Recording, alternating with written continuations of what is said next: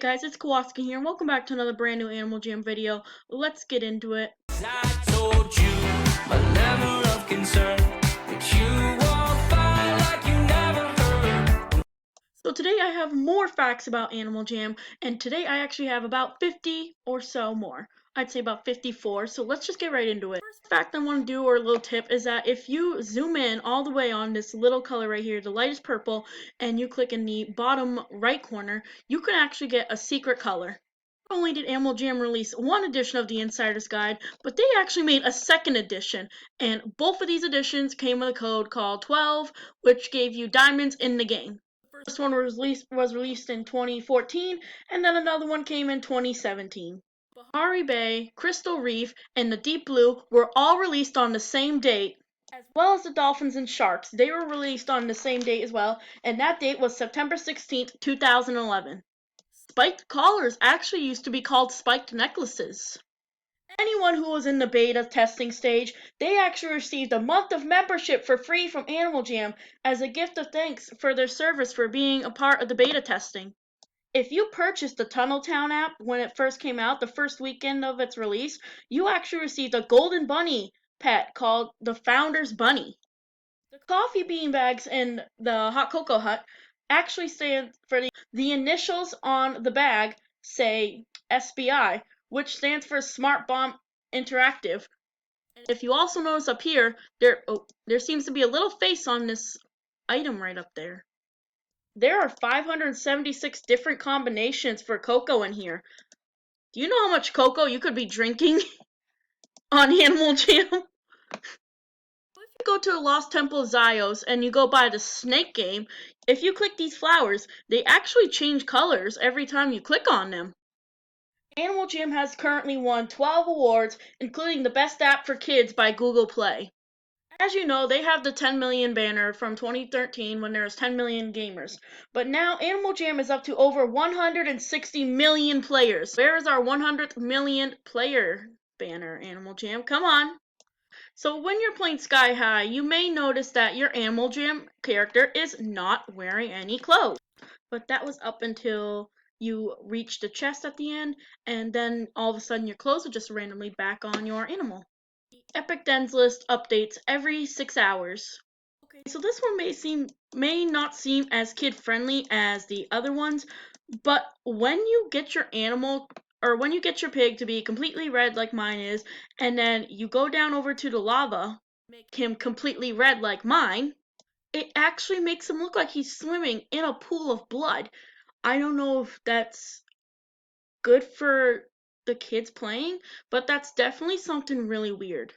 In a way, it can be helpful for like role playing or if you're doing a Warrior Cats thing.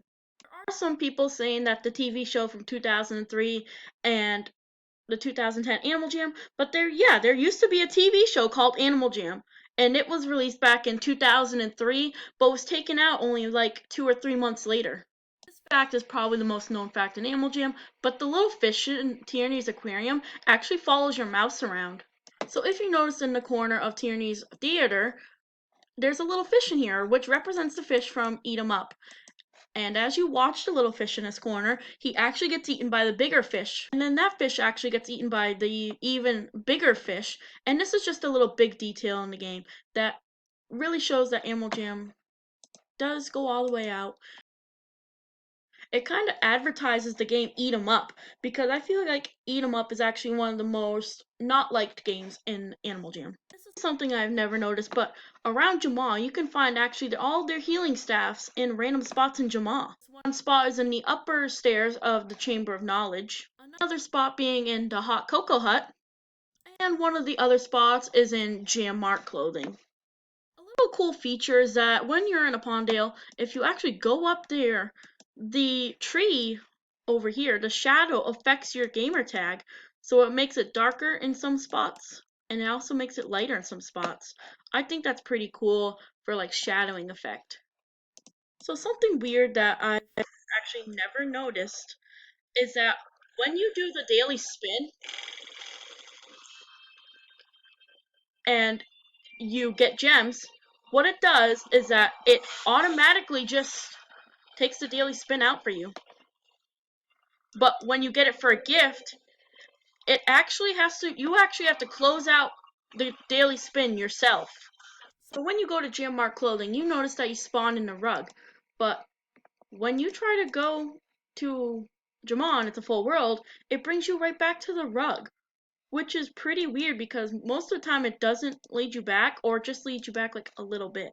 But it also does it when you enter back into Jammark Clothing, even when you're in Jamaa. As you can see here, I just entered from Jamaa and it led me right back to the couch. It's pretty weird for a spawn area. Something that used to be in the game that was sadly taken out and I think should be brought back was that non-members used to actually receive gifts. Jammers used to not be actually able to write their own message on their Jammagrams until an update came in March of 2012. The River Race game used to not be available to play or buy, and it was super rare. A lot of Jammers actually got mad when they did bring the game back, despite it being such a good game. You used to be able to go into a locked den. As long as one of your buddies was in that den, you were able to go. Animal Jam actually used to have a Jammer Spotlight where I think it was like once a week, if you did something good, they would put you in the spotlight for doing so. It was either a week or a day, but I'm pretty sure it was a day actually. Back in the beta days, when you went to sleep on your animal, the eyes didn't close, and now they close. So when you first joined Animal Jam, and this was when Liza was the one showing you around when you first joined, it would say Temple of Zyos, not Jamaa Township. But once you were like done, you were still in the same spot, but it no longer said Temple of Zyos, it said Jamaa Township. AJHQ members actually used to play the game, and they would be known as Animal Jam guides. They would help you if you needed anything, or if you needed help with anything, they would just be there and they would just be walking around. Basically, they'd be playing the game, but they would also be helping you trying to find stuff and helping you play the game. Kimbara Outback was released on July 25th, 2013, which before their new land came, this was actually their most newest, quote unquote, newest land until the new one came. As a celebration for ending the beta testing, Coral Canyons was released on September 9th, 2011, the same day that Animal Jam was released. Along with the new Animal Jam seals, MT Shavir was added January 21st in 2011. Canny Cove was the last ocean land to come to Animal Jam, and that was October 27th, 2011, about a month after the other three ones came in. Pawndale was added to Animal Jam on April 16th, 2011. Crystal Sands is the only land without any shops in it. The Diamond Shop was added to Animal Jam on May 30th, 2013. Even though it's one of the most popular spots on Animal Jam, the Pillow Room does not actually show up on the map, which is pretty weird knowing it's a really popular spot. The first few Rare Item Mondays that came into Animal Jam was not actually included with the rare badge, it was just titled Rare. Penguins actually used to only be a members only animal, but this was changed back in 2012. So Scully's was the first tail item in the game, and it was the first item to get taken out of the game. The most expensive den in the game is the Fantasy Castle, which is 7,500 gems. All of the parties and the party system was released to Animal Jam on December 15th, 2011, and the Host Your Own Party came out 4 years later on December 27th, 2015. Excluding the fancy top hats and the gingerbread top hats, there are actually 16 versions of the original top hats, including these ones that came out when the game was first released, the classic one, the magenta one, the spooky one, and the Jamale one, and of course the founder's hat. So before Animal Jam upgraded their chat, you used to actually use your emotes while you were chatting. So you could type out a message and put an emote at the end of it, or in the middle, or wherever. The highest level that you can reach for adventure levels is level 30, meaning that your animal can only go up to level 30 for adventure level.